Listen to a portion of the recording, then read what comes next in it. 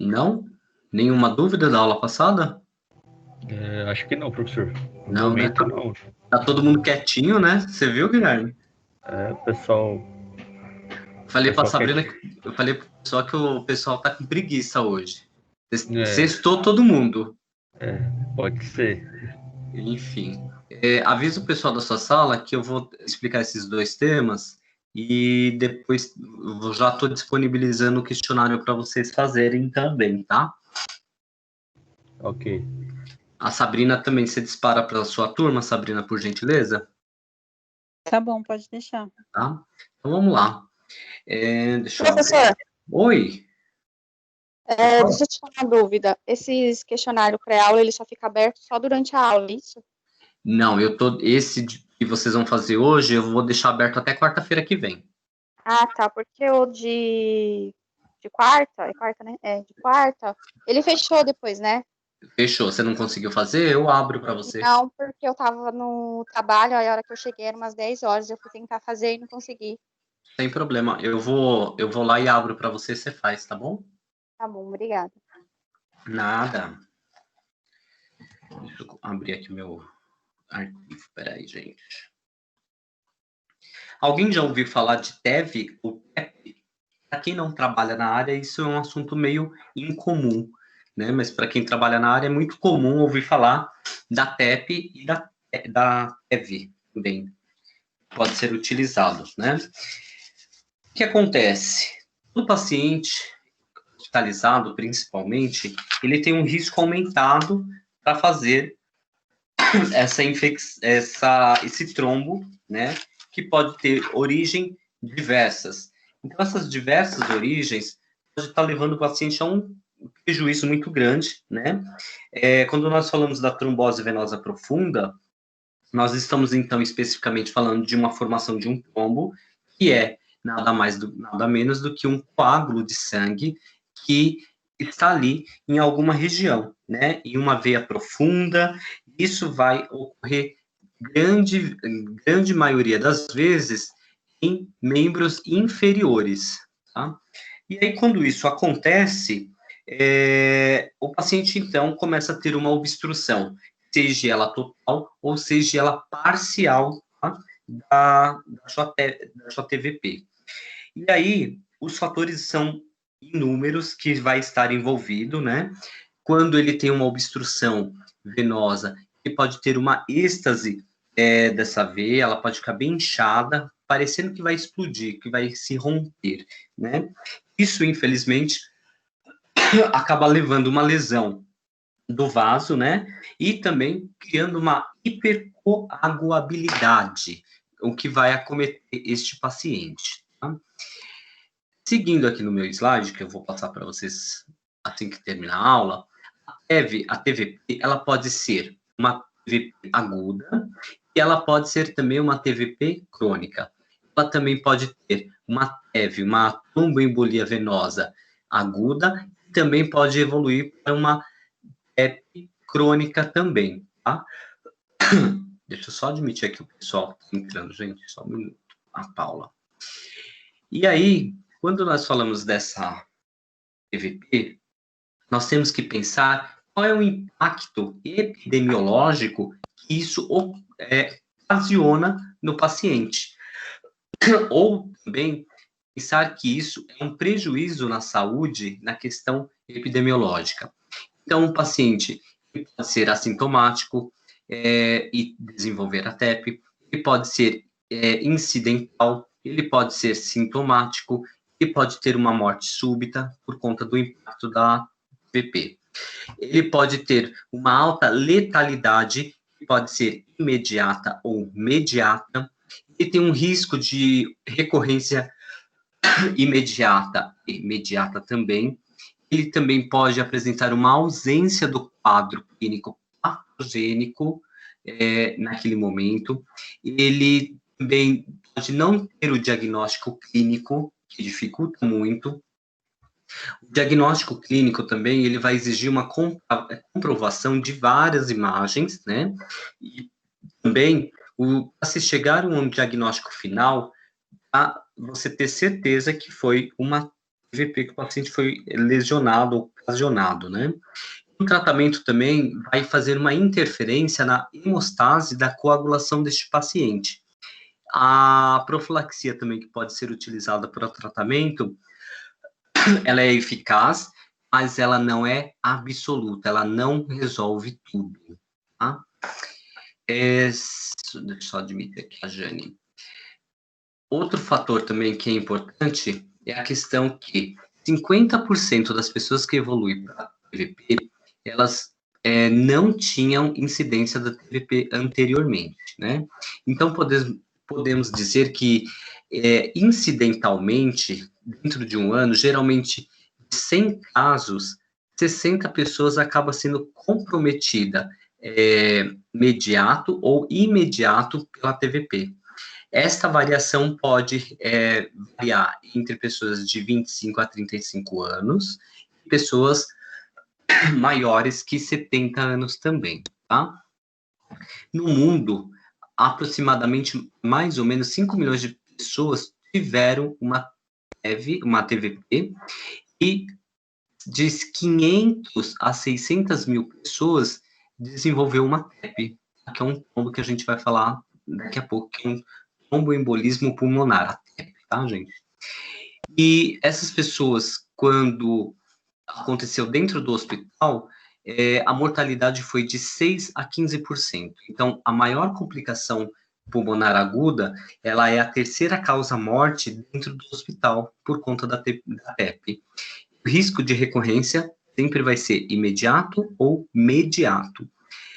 E sem tratamento, se o paciente está sintomático, muitas vezes, ele pode demorar para desenvolver a TVP. Isso pode ter uma recorrência até 3 meses após o procedimento que ele realizou, talvez, tá? Deixa eu só colocar aqui. Deixa eu admitir o pessoal que está chegando. Aí. Existe um negócio também chamado tríade de Virchow. O que é uma tríade de Virchow? Tríade de Virchow, ela foi criada, esse tema, esse título, por um patologista chamado Rudolf Kahr e Virchow, né? Ele era alemão, ele nasceu em 1821 e morreu em 1902. Então, ele entendia que a tríade da êxtase venosa, da lesão da parede vascular, a hipercoagulabilidade, esses 3 fatores patogênicos era o que desenvolvia uma TVP. Então, quando nós falamos de uma êxtase venosa, nós estamos falando de um local que está imobilizado, que tem uma pressão local, uma obstrução insuficiente, que pode levar o paciente a uma insuficiência cardíaca congestiva, e pode levar ele a ter uma desidratação. Quando nós pensamos na questão da lesão da parede vascular, eu posso ter um trauma, eu posso ter uma inflamação, uma flebite, eu posso desenvolver uma trombose anterior também. Quando eu falo dos estados de coagulabilidade, é uma resposta que geralmente vem através de um trauma, uma cirurgia, de uma gravidez. Também pode estar associado a esses estados de hipercoagulabilidade a partir de cânceres e uso de estrogênios contraceptivos e reposição hormonal também. E estados trombofílicos. Os pacientes que têm essa patologia, os hemofílicos, também pode vir a desenvolver esta patologia. Algo também bem importante, entender que os estados trombofílicos, ele começou a ser pesquisado e entendido melhor lá na Holanda, 1965, tá? Onde tinha uma deficiência antitrombônica. Depois disso, foi se estudando várias consequências que poderia levar a uma TVP. Então, a deficiência de proteína C, a deficiência de proteína S, os fatores ou mutações genéticas também poderiam levar a uma trombose, a um estado trombofilíaco também, tá? A partir daí, nós também temos que pensar que a TVP, ela é uma propensão genética intrínseca à trombose? É um questionamento. Ou ele é um gatilho ambiental extra 5? Extra 5. É uma extra fora do corpo. É algo externo que está provocando essa TVP? Então, sempre ficou esse questionamento, né? Entender também que, quando nós falamos da TVP, que causou esta hipercoagulabilidade, né? Lembrar que os pacientes que sofrem da questão da TVP, eles precisam de uma profilaxia para trombose profunda. Essa profilaxia, principalmente para os pacientes que vão realizar uma cirurgia, né, pacientes tanto clínicos, principalmente os cirúrgicos, eles não podem entrar em um procedimento cirúrgico sem ter minimamente um coagulograma para saber o estado deste paciente, né? Quando não é realizado, isso pode acarretar várias complicações para a instituição, que o paciente pode evoluir para um óbito na mesa cirúrgica, né? E as complicações, elas vão se dar por conta do quê? Do tromboembolismo, que pode se formar, aliás, o trombo que se formou e pode evoluir para um tromboembolismo pulmonar. E a partir daí, o paciente também desenvolve síndromes pós-trombose venosa profunda, né? Onde vai acontecer uma recanalização de incompleto de trombo e pode levar o paciente a ter uma êxtase venosa ou talvez uma insuficiência valvar. Desculpa, gente. Então, percebam que, a partir do momento que o paciente ele tem uma TVP, ele tem uma série de complicações que ele pode ser levado, né? E a partir dessas complicações, então ele começa a ter aí os seus prejuízos, levando para uma êxtase venosa ou podendo até evoluir para uma insuficiência valvar, tá? Vamos pensar no seguinte: quais são as manifestações clínicas desse paciente? Quais são os sinais e sintomas? Esse paciente, ele vai apresentar uma dispneia, ele vai ter mais ou menos dor torácica também súbita, ou também essa dor ela pode ir evoluindo no decorrer dos dias e talvez em poucas semanas ele começa a também ter esses sinais e sintomas. Ele pode apresentar dor torácica em região de pleura, que nós chamamos de dor torácica pleurítica, tá? Ele também pode ter uma sensação, ou frequentemente, um infarto pulmonar, né? Nós chamamos isso de hemopetíase. Então, ele pode ter essas manifestações, tosse, palpitações, tonturas, apreensão, podem ser uma das queixas que esse paciente apresente. Pode apresentar também taquipneia, com mais de 20 respirações por minuto. A manifestação clínica mais frequente é a taquicardia, com acima de 100 batimentos por minuto, tá? E é muito comum para o paciente que está fazendo TVP.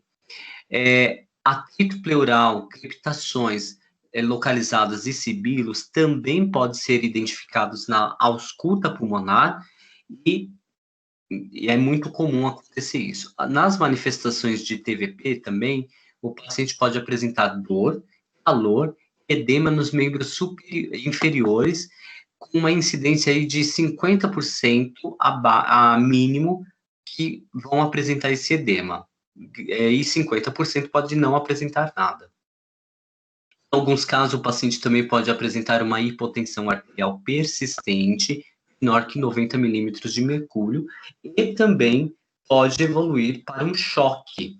Então, o paciente que está com TVP ou está desenvolvendo a TVP, ele começa a ficar pálido, ele começa a apresentar várias situações que pode complicar o seu estado, tá bom?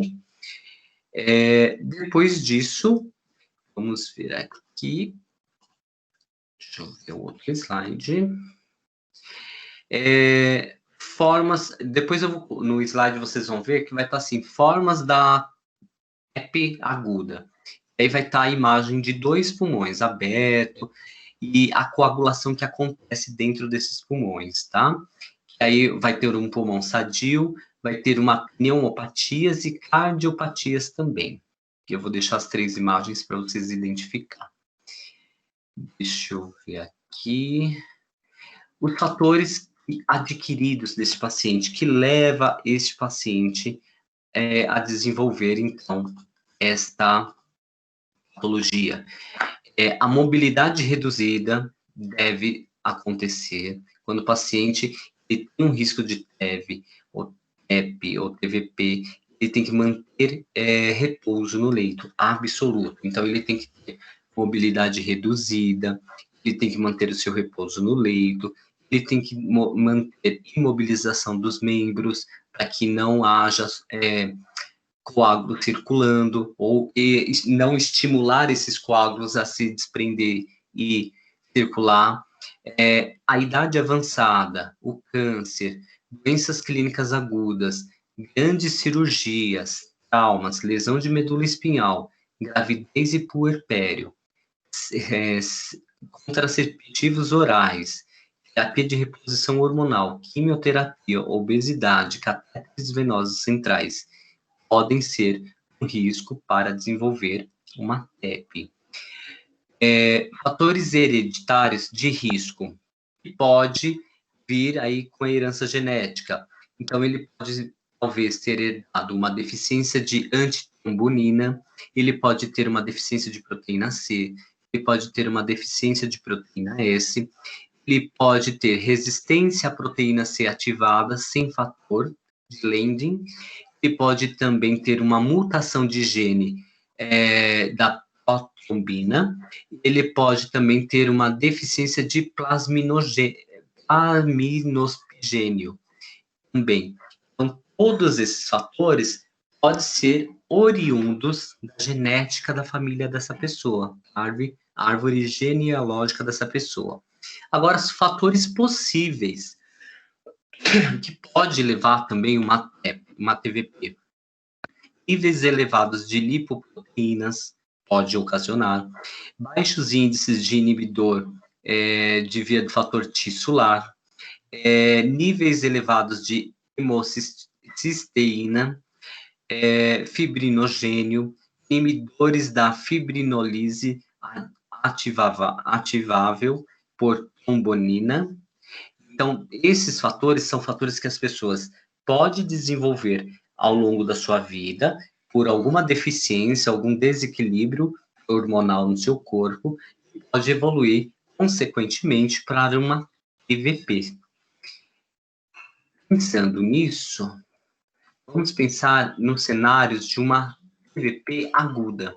A TVP aguda, ela pode acontecer no pós-operatório, no pós-parto, numa sala de trauma, no serviço de emergência, um paciente crônico confinado no leito, paciente com câncer, paciente com cateterização, pode estar sujetivo a estar desenvolvendo a TVP.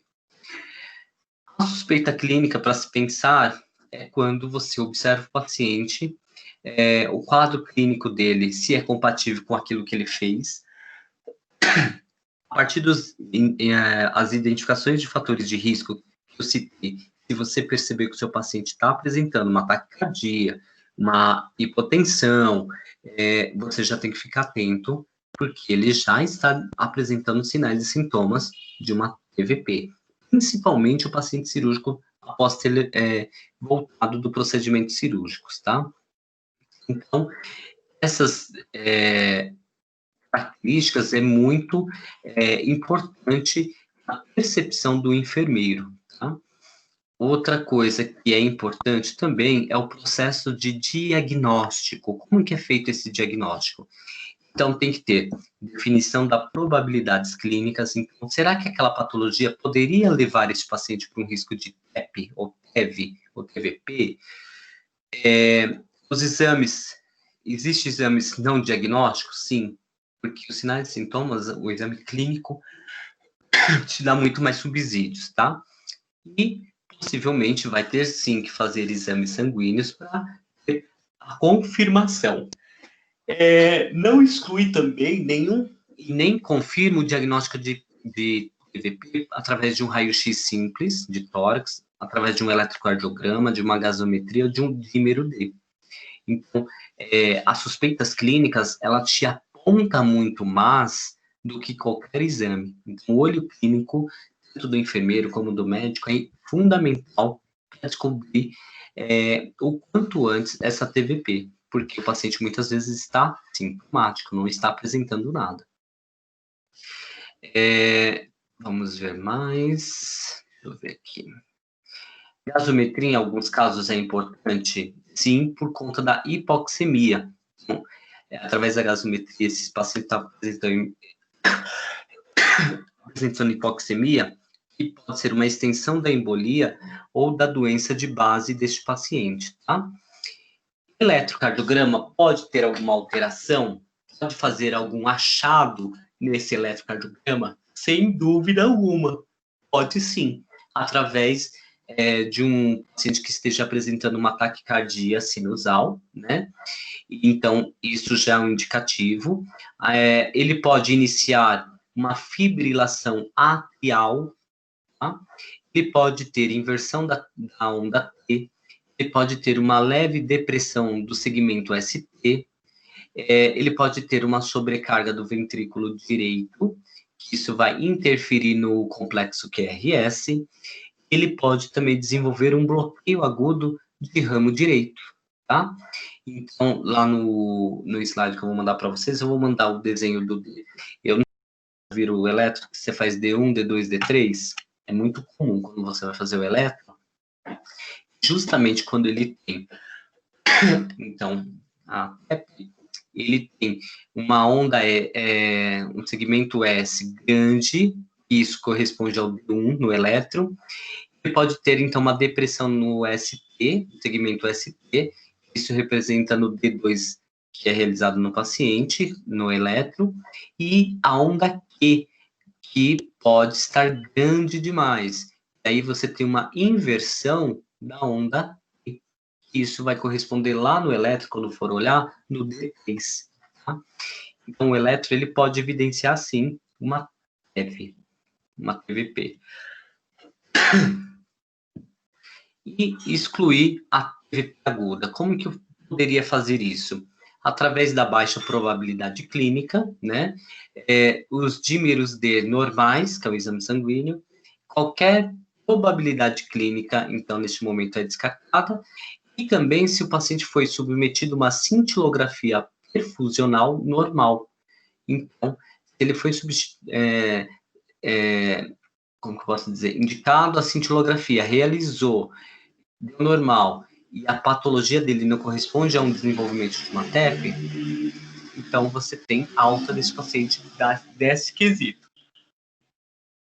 Depois disso, nós também podemos então ter lá, ou queremos confirmar, uma cintilografia do paciente, tá? Um ecocardiograma é importante para a avaliação deste paciente, tá? Uma angiotomografia computadorizada de tórax ajuda, mas não é todo serviço que vai ter disponível esse tipo de exame, tá? Uma arteriografia pulmonar por catéter é bacana fazer? Sem dúvida alguma, o catéter vai guiado por câmera e o médico consegue ver onde que está o problema de fato neste paciente. Então, pensando em tudo isso, nós temos, então, a TEP, né? Então, vamos só recapitular. TVP, ficou dúvidas para vocês? Querem perguntar?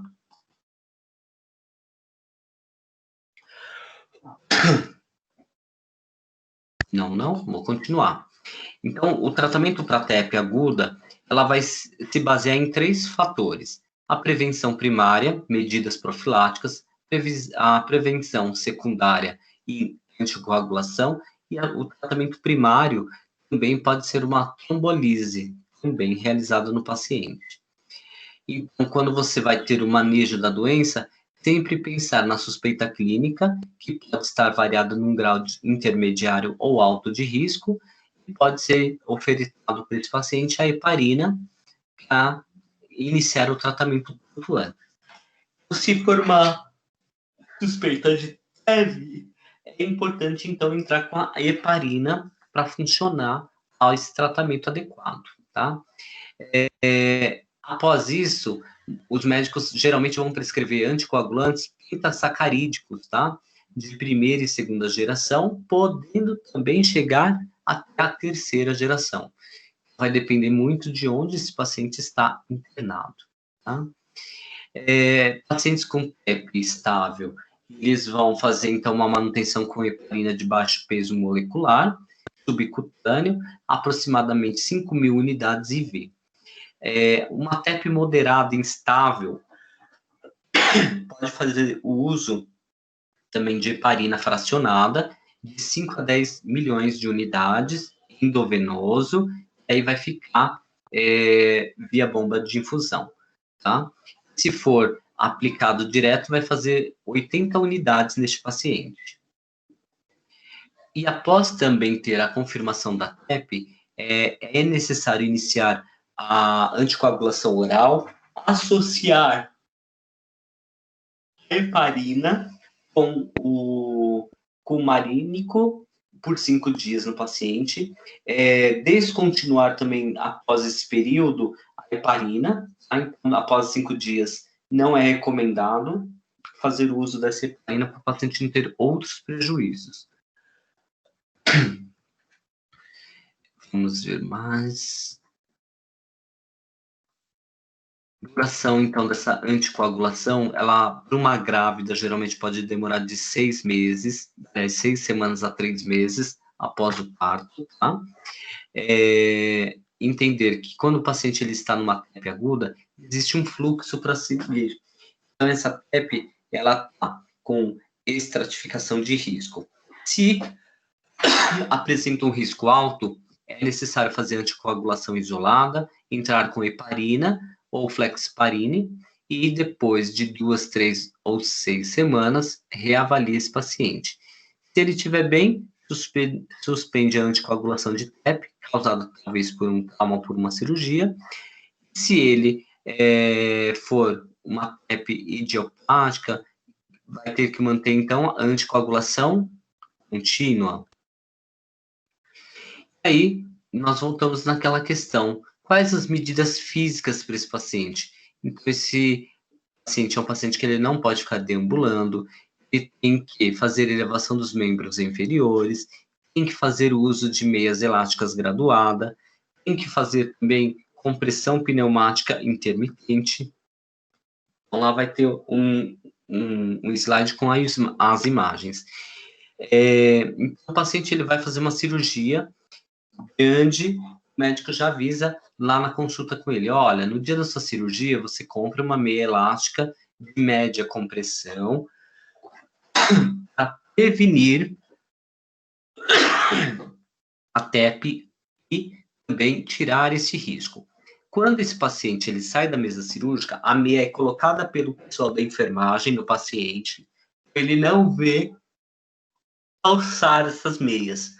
Calçou as meias, vai fazer uso de um aparelho que fica fazendo como se fosse uma massagem no tornozelo, na panturrilha do paciente. Por quê? Ali, ele está estimulando esse paciente a não aliás, está, eu falei estimulando, não é estimulando, ele está favorecendo ao não estímulo de coágulos neste paciente, tá? E aí, isso é importantíssimo para que o tratamento de TVP, ele seja, de fato, realizado com precisão. Então, todos os hospitais mantêm um protocolo para TVP para os pacientes. Então, lembrar também que o paciente tem um risco aumentado para fazer uma TEP, ou talvez ele esteja dentro de um grupo de risco de 70% a 80%. Aí, nesses casos, essas complicações possíveis, elas têm que ser avaliadas. Então, vários fatores do caso clínico ou cirúrgico deste paciente tem que ser identificado e deve ser atribuído a cada um peso diferente. Então, vai fazer uma entrevista com o paciente e nessa entrevista você vai avaliar. Paciente é maior que 40 anos? Um peso. Paciente é maior que 60 anos? Ele tem 2 pesos. Ele tem polistemia? Ele tem leucemia? Ele tem tabagismo? Ele é tabagista? Obesidade, anticoncepcionais, gravidez, neoplasia, imobilização, trombofilia. Ele tem uma série de coisas que nós, enquanto enfermeiros, podemos avaliar, e cada doença dessa, ela tem um peso, seja 2, seja 1, mas tem.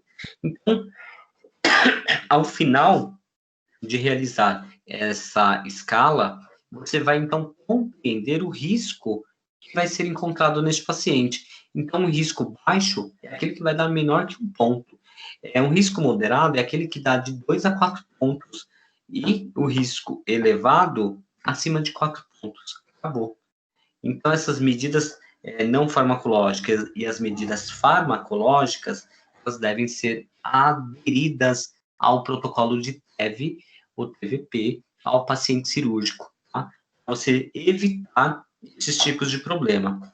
E aí, quando nós falamos também da TVP, lá o problema nas veias profundas, eu tenho uma embolia que pode estar sendo formada.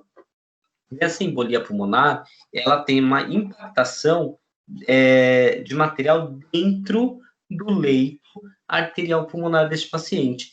Então, muitas vezes, esses coágulos de sangue, que nós também chamamos de êmbolos, são raros, mas pode acontecer. Pacientes com câncer também pode desenvolver alguma célula normal e acabar prejudicando esse paciente. Gotículas de gordura, também terrível. O paciente pode, então, ser levado um tromboembolismo pulmonar por conta de gordura. Tá? Aquela medicação que você aplicou no paciente, foi aqueles 10 ml de ar dentro do paciente, também é prejudicial. Você tem uma complicação deste paciente. Então, também entra como risco. Tá? Então, qualquer ato que seja como usuários de droga, drogas injetáveis, substâncias que nós chamamos de exógenas, né? Isso pode favorecer a criação de trombos, pode favorecer um tromboembolismo também na sequência, né? Então, o trombo, geralmente, raramente ele vai acontecer. Quando acontecer, ele pode ser proveniente de veias profundas e das pernas ou da região pélvica e também da câmara cardíaca direita. Os vasos também venosos oriundos da veia cava também têm uma morbimortalidade. E ele tem uma severidade de apresentação clínica e correlacionada com a extensão da obstrução vascular pulmonar. Então, esse paciente ele vai apresentar sinais e sintomas importantes, muitas vezes variáveis, e usualmente em diagnósticos vai ser possível fazer esse diagnóstico deste tromboembolismo. Até mesmo porque, quando acontece a TEP, existe uma oclusão súbita do leito arterial deste paciente, que é o pulmonar. E aí, 20% dessa área, ela fica sem luz, sem produzir, tá? E esse vaso, ele pode produzir, então, uma broncoconstrição no paciente, ele pode também fazer uma vasoconstrição pulmonar, e as medidas principais para a liberação dessa substância química e plaquetar, vamos dizer assim, vai auxiliar bastante na sobrecarga que o ventrículo direito está exercendo. E se ele tem esse prejuízo neste ventrículo, ele pode evoluir para uma insuficiência cardíaca à direita. Tá? Evoluiu para uma insuficiência cardíaca à direita, ele pode apresentar hipóxia e ele pode apresentar acidose também. Tá? E vai se agravar também a questão da hipertensão pulmonar que está sendo gerada ali. Assim, vai ser produzido vasoconstrição, que vai refletir no leito arterial e pulmonar deste paciente. E vai ter, consequentemente, a redução de fluxo sanguíneo e também coronário. Isso vai levar a um prejuízo onde mais a função do ventrículo direito e ventrículo esquerdo, a redução da pressão pulmonar, aliás, da arterial pulmonar. E a hipotensão arterial pode indicar um estágio, que podemos dizer, final na PEP. Quais são esses sinais? Dor torácica acentuada, pleurítica e não pleurítica, dispneia intensa, tosse, hemoptíase, sudorese e síncope pode acontecer no paciente. Os sinais clínicos claros e bem concisos é quando o paciente ele tem níveis pressóricos elevados, ele tem um aumento da intensidade de células beta-2 pulmonar elevadas, uma taquicardia que está em ritmo de galope, uma taquipneia também, um aumento da pressão venosa, ele vai apresentar, ele pode apresentar turgência jugular, cianose e também febre acima de 37 graus. O método, então, diagnóstico, alguns médicos podem entrar de um raio-x, um eletrocardiograma, uma gasometria, e também alguns testes bioquímicos, como dímero D, prova de função pulmonar, cintilografia pulmonar, ventilação e perfusão, tomografia computadorizada, uma arteriografia pulmonar, um ecocardiograma e também um ultrassom com Doppler do sistema venoso. Então, tudo isso pode acontecer. Por que não acontecer? Então, é assim que ele vai se comportar, o paciente com PEP. O tratamento, ele sempre vai visar melhorar a perfusão e a ventilação pulmonar deste paciente. Então, ele vai permitir que aconteça uma oxigenação adequada. Agora, se não estiver acontecendo, ele precisa fazer oxigenoterapia, né? Tratamento trombolítico com anticoagulante oral, heparina e heparina de baixo peso molecular. As medidas gerais seriam manter a saturação arterial maior, 90 graus, muitas vezes ele vai estar comprometido e vai poder estar saturando um pouco menos que isso. E se ele chegar a 85, 84, a indicação de tubo desse paciente é imediata, tá? Nossa, minha garganta tá seca, gente. E as medidas gerais também que pode ser de cuidados para esse paciente é assegurar que a pressão arterial dele esteja controlada, a extensão volêmica cautelosa dos broncodilatadores, isso vai se normalizar aos poucos, tá? Ele também, aliás, fazer uma correção dos distúrbios ácidos básicos que o paciente vai apresentar e o alívio da dor torácica que ele apresenta. Então, uma série de fatores químicas e bioquímicas que deve ser levado em consideração ao paciente frente às suas necessidades, tá bom? Perguntas, pessoal? Alguém quer perguntar? Ninguém quer perguntar? Nada?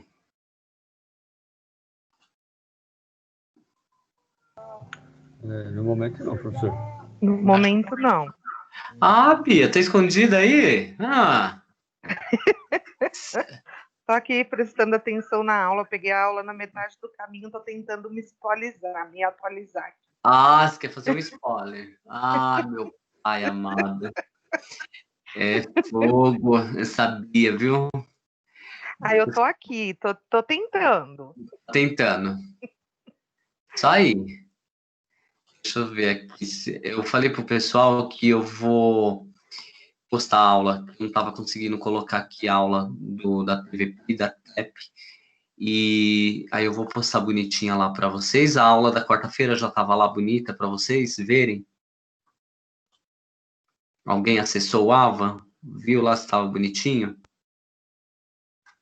A aula gravada. Ninguém sabe de nada? Tá sim. Eu entrei no AVA hoje, tá funcionando, tá lá certinho. Ótimo, perfeito. Só recapitulando, então. Trombose venosa profunda, então ela vai se caracterizar pela uma formação de coágulo no sistema venoso profundo, ocorrendo principalmente nas extremidades inferiores. Em gestantes, ocorre em igual proporção nos 3 trimestres, com aumento de risco pós-parto, principalmente após uma cesariana. Fatores de risco da história anterior ou de condições predisponentes, como trombofilias, imobilizações, repouso e hospitalizações prolongada e cirurgia recente, também é um risco de trombose profunda. A trombose venosa profunda, ela vai fazer um comprometimento, então, do calibre deste vaso, tá? Então, ele vai lesionar este vaso. O trombo vai obstruir a relação do sangue com esse vaso. A gente também podemos pensar num quadro clínico de exame físico, nós temos que pensar que esse paciente apresenta dor e edema, ou talvez um eritema, ele pode ter temperatura elevada e cianose. Ele pode apresentar também dilatação do sistema venoso superficial, ele pode ter empastamento muscular e dor à palpação. Então, para diagnosticar ou descartar uma PVP, toda a literatura recomenda anamnese e exame físico neste paciente, combinados com a realização, logicamente, de exames laboratoriais e de imagem. O diagnóstico, então, clínico da TVP, extremidade acometida com edema, rubor, dor e empastamento, palpação de cordão endurecido do membro afetado, sinal de Roman, que é a dorsiflexão do pé, provocando dor na panturrilha, diferença de 2 centímetros entre a circunferência do membro afetado e o do normal. Isso é um diagnóstico diferencial, tá? O diagnóstico de tromboembolismo pulmonar já é diferente. O paciente vai apresentar uma dispneia com início súbito, torácica, podendo também ocorrer hemopetíase, síncope, dispneia, taquicardia e febre, sinais de insuficiência cardíaca congestiva direita, hipotensão, convulsões e deterioração clínica nos casos mais graves. Aí, depois eu vou colocar lá a imagem de uma insuficiência venosa crônica, como que fica o membro do paciente, tá? Ela também é conhecida como síndrome pós-trombótica. Ela vai se caracterizar, então, por um edema, dor, membros inferiores, mudança na pigmentação e ulcerações na pele pode aparecer. As veias ficam mais comumente acometidas, são os membros inferiores, isso chega em cerca de 90%. As complicações que a TVP leva ao paciente, né? O êmbolo, que no caso é um coágulo que se desprende, se movimenta na corrente sanguínea, passa a ser, então, um êmbolo, né? Então, esse êmbolo, ele pode se alojar no cérebro, nos pulmões, no coração e em outras áreas, acarretando grandes lesões. A partir do momento que ele faz uma tromboembolia, então ele obstrói o vaso, né? Então, o êmbolo ele vai viajar por lá, pela artéria, até ele fazer a obstrução total. Como suspeitar, então, de uma TVP? Dispneia de início súbito, isso acontece em 80% das consequências.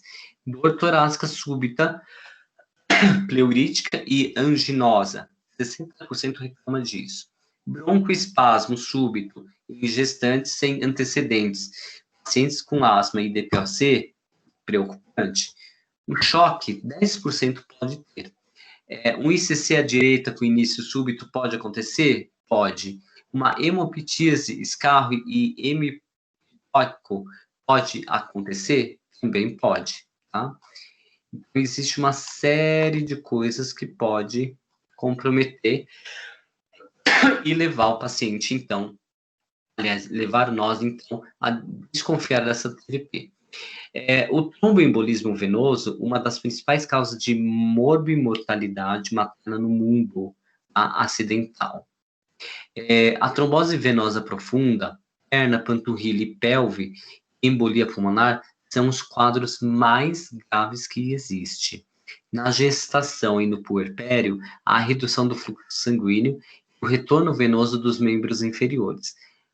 Acontece também um aumento da produção de fatores de coagulação e redução da atividade fibrinolítica no paciente, tá? Dúvidas? Acho que eu falei bastante já. Falei tudo que tinha. Alguém quer perguntar alguma coisa? Não.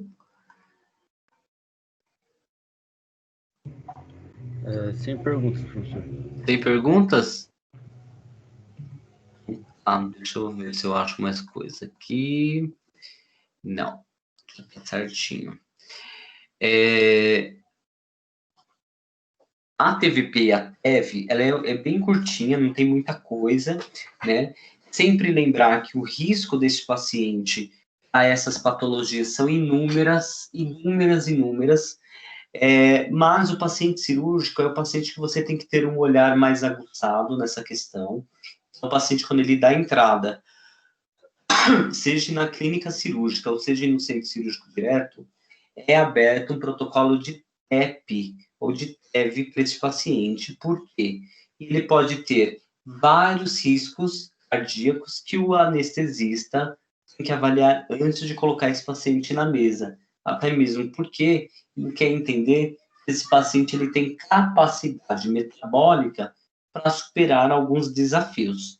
E aí, por este motivo, é importante ter todo esse olhar aguçado para esse paciente que está entrando na cirurgia.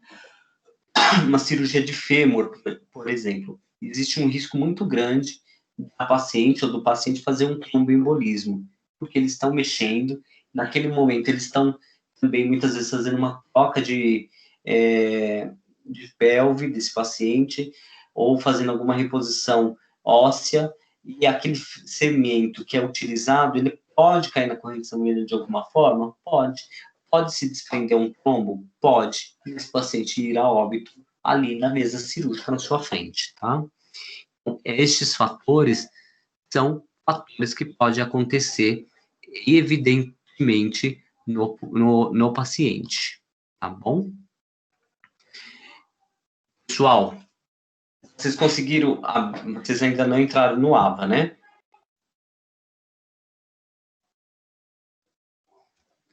Gente, cadê vocês?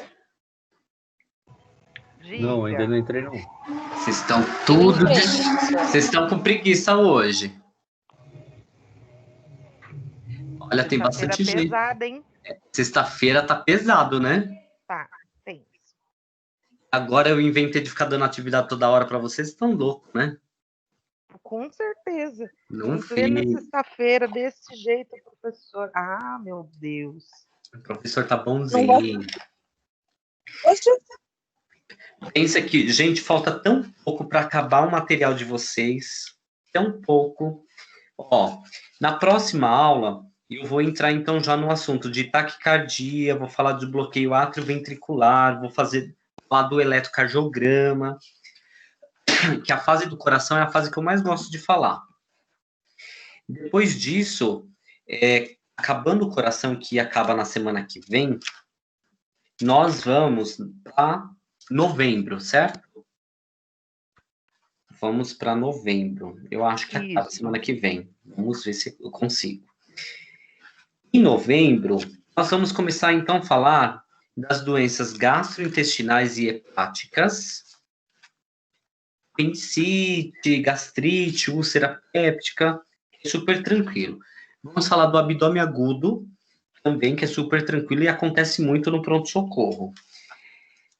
Acabou essa parte, aí vem a questão da pancreatite aguda, moderada, grave, doença biliar.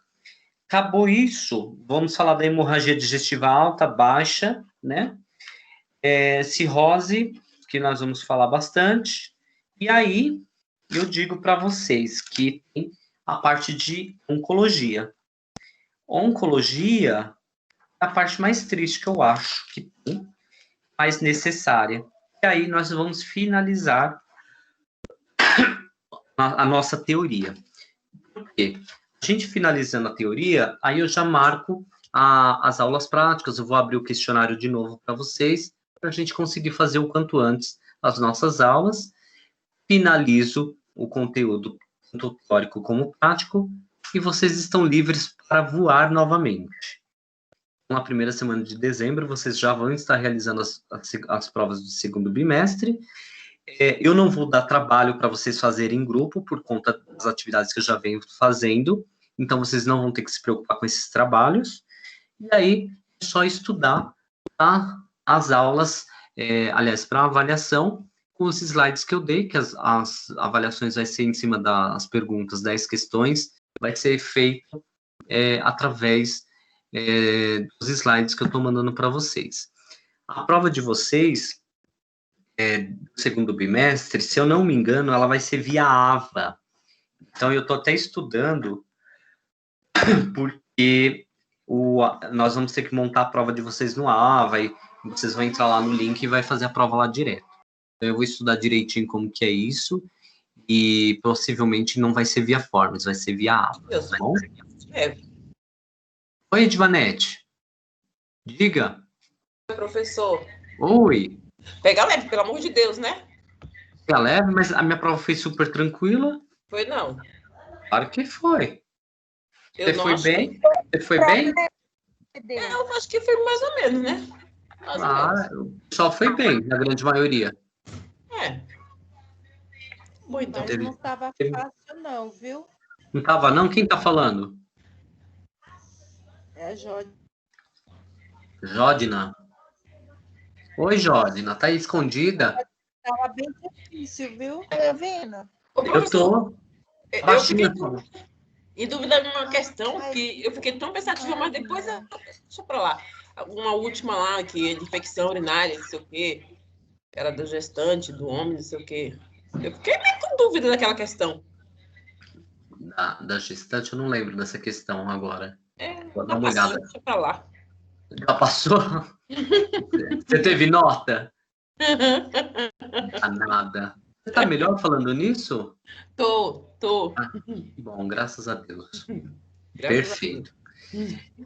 Pessoal, então eu já vou. O questionário tá liberado lá para vocês.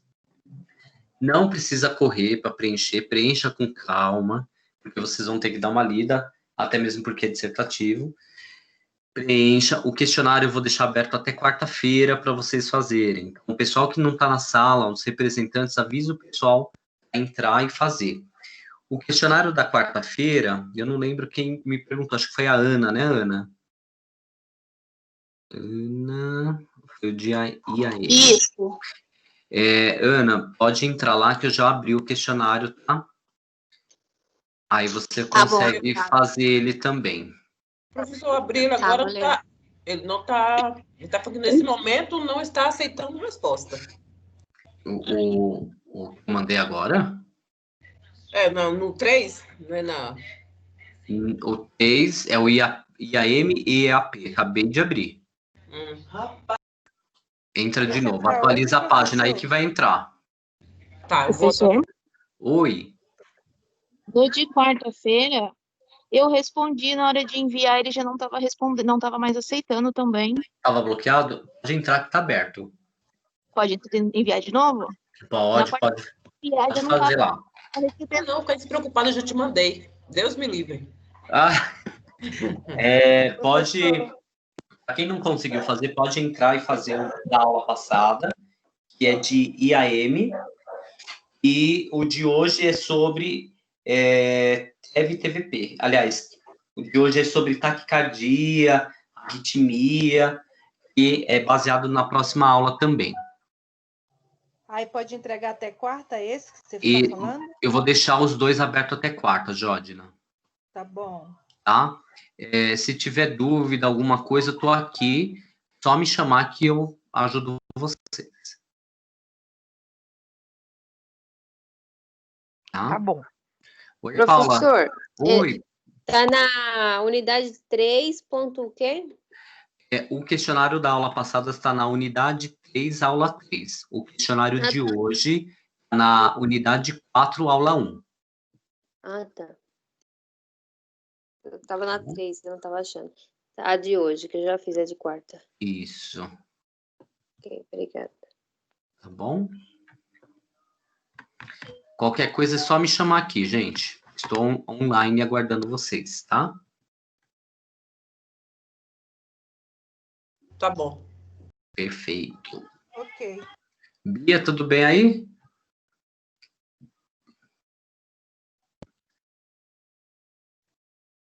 Tá, vou entrar no portal agora.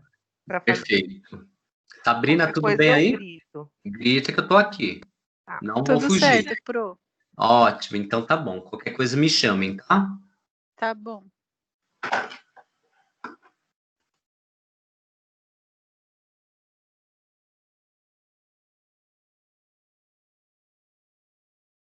Ô, professor,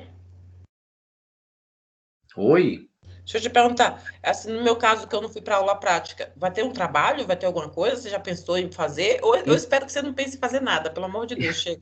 Eu tô vendo com a Luciana se vai ser. Parece que não vai ser obrigatório. Ai, graças a Deus. Tá, mas Física eu vou. psicológica. Eu vou informando você, tá? Aliás, vocês. Tá bom, então. Bom, Oi. é que minha internet tá caindo direto. Tem alguma coisa para fazer? Paula, eu deixei um questionário lá para vocês fazerem, tá? O questionário tá aberto até o dia 28, quarta-feira que vem, Tá bom, pronto. tá? Tá. E aquilo lá eu vou ver com a Luciana e te falo. Ok, obrigada. Nada.